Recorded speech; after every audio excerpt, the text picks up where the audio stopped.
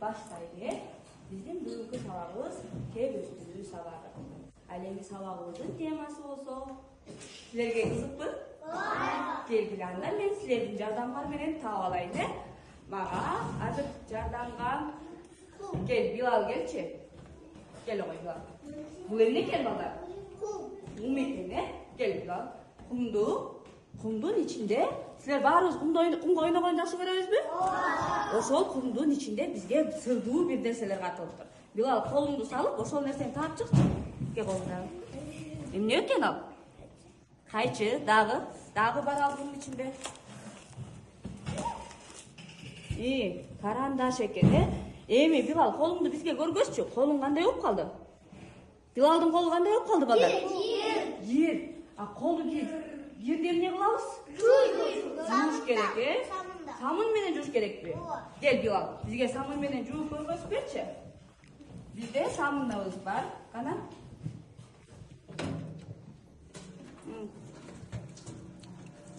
Самын.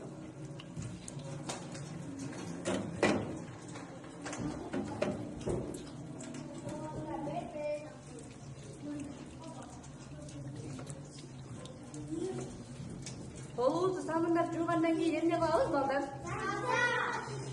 Тазалап, сүртөбүз, э? Билал алып сүртөбүз. Алып эми сабакка көрөбүз. Силер балдар, жашообузда колдонуп жүргөн самындарды көрүп эле жүрөсүңөр, э?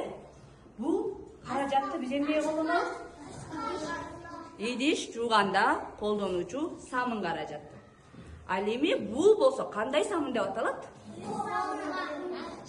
Суюк самын. А суюк самын эмнеден жасалыптыр балдар?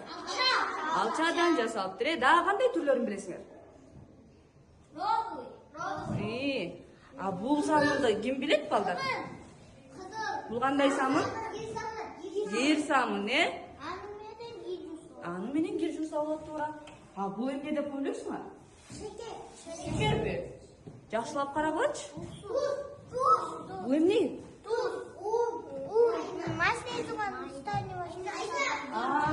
Бир жуучу машинага сала турган биздин майда самындар экен, э?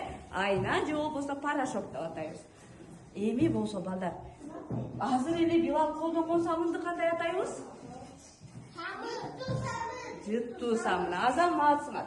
Силер самындардын түрлөрүн биле турбайсыңар. Келгиле балдар. Ушул самындын тарыхын билгиңер келеби? Эмне жөнүндө экени, каяктан пайда болгонун билгиңер келеби? Тыныч отуруп алабыз, э? Баарыбыз колдо алабыз.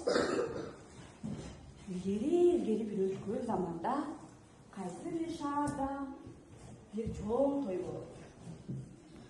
Ал тойдо ашканада кызмат кылып жаткан бир ашпозчу кокусунан малдын майын күйүп жаткан отко төгүп алат.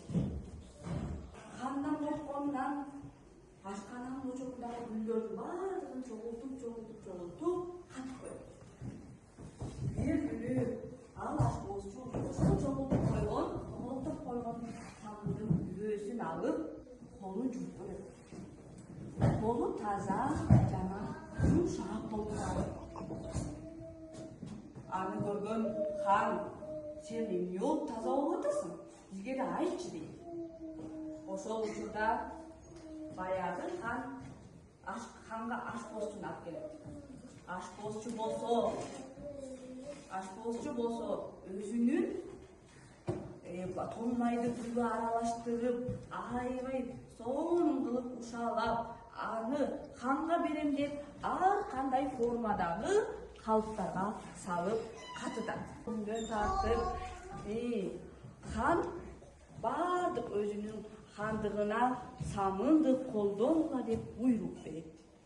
Көп өтпөй бул самын дүйнө жүзүнө тарайт экен. Көрдүңөрбү балдар? Кызык болдубу силерге? А силер дагы самын жөнүндө эмнелерди билесиңер балдар? Шампунь. Аны эмнеге колдонобуз? Тазалап. Эми болсо балдар, келди, силер менен биз самындын жасалышын көрүп көрөлү, э? Кызыкпы силерге? Баардыгыбыз экранга көңүл бөлөбүз. Алгач бизге карасаңар балдар, тон май керектелет. Анан ийдишибиз керек болот, Жакшылап карасаңар, аралаштыруу иштери да жүрүп турат.